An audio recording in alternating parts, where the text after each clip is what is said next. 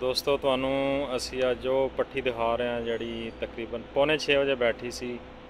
ਇਹ ਜਨਾਬ ਉਸਤਾਦ ਨਦੀਮ ਸਾਹਿਬ ਮੁੱਲਾ ਤਾਰਾਂ ਵਾਲੇ ਦੇ ਘਰ ਦੀ ਮਾਦੀ ਤੇ ਉਸਤਾਦ ਮਤ ਮਾਰੇ ਦੇ ਘਰ ਦਾ ਨਾਰਾ ਹੈ। ਉਹਦੀ ਪੱਠੀ ਨਿਕਲੀ ਹੈ, ਪੌਣੇ 6 ਵਜੇ ਬੈਠੀ ਹੈ ਜੀ। ਇਹ ਅਨਸਰ ਭਾਈ ਤੁਹਾਨੂੰ ਇਹਦੀ ਦਿਖਾ ਰਹੇ ਨੇ ਬਾਡੀ ਸ਼ੇਪ ਔਰ ਇਹਦੀ ਅੱਖ ਦਿਖਾਓ ਜੀ।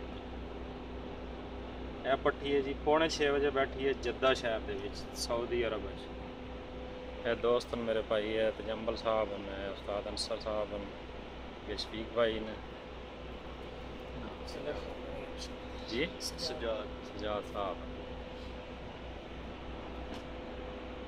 उस्ताद अंसर साहब चेक कर रहे हैं। 6 कली का हो गया जी बच्चा, 6 कली का जी बच्चा है।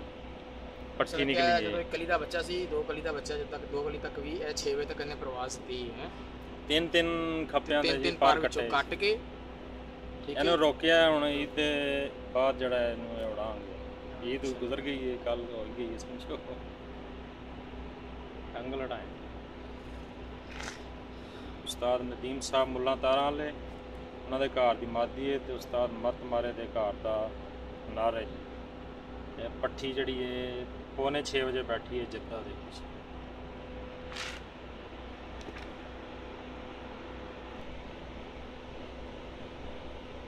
माँ तो ज़्यादा साफ होएगा ना। 4 कलर उड़ार बड़ी प्यारी है, बड़ी स्लो, बड़ा स्लो माशाल्लाह। साफ होना तक साफ होएगी ना मजीद इंशाल्लाह। लेकिन है कहने ज़्यादा ना डाओ, अरे जितना रोक सकते हो रोक लो। थोड़ा पार खराब है ये मसाला रखी रही है ना, खुद काफ़ी असर रही है ना, काफ़ी दिनों के बाद इन्हें गाड़ी को उड़ाई है। तो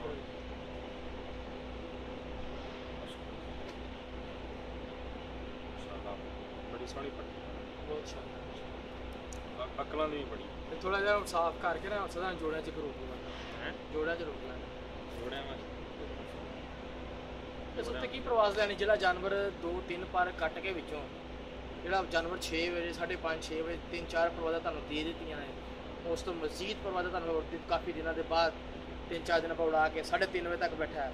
उस तो बाद किन्नियां दी प्रवाजा किन्नियां के लैना, की करना बच्चे मसूम को किन्ने के लैना सुना में कितना कर जरा बहुत अच्छी पट्टी बड़ी। ऐसे किन्ने भरा को पले निकले? 2 बच्चे ते भरा निकले थे नहीं। एक दा अंडा फेरिया, मैं 2 भैन भरा निकले इन्हें दे 2 और अंडे दिते, 2 को फिर अंडे निकले। चलो माशाल्लाह अल्लाह खैर करे। इन्हां सेटअप बना के पट्ठियां रोक के गोल कर लो इन्हां दा। इन्हां फिर अपने दूसरे जोड़े चैनल चेंज करांगे, डैडियां फिर दोबारा लैके जाएंगे।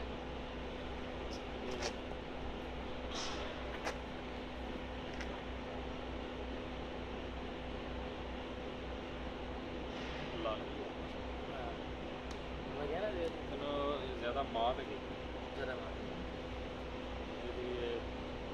दी भी यही काम सी, जिहदी वजह तो फिर नहीं उड़ाया उन्होंने। अगों वो बच्चे ने, बच्चे भी यही काम कर रहे हैं, बच्चे भी फिर किसी एक्सपीरियंस नहीं आ। ठीक है।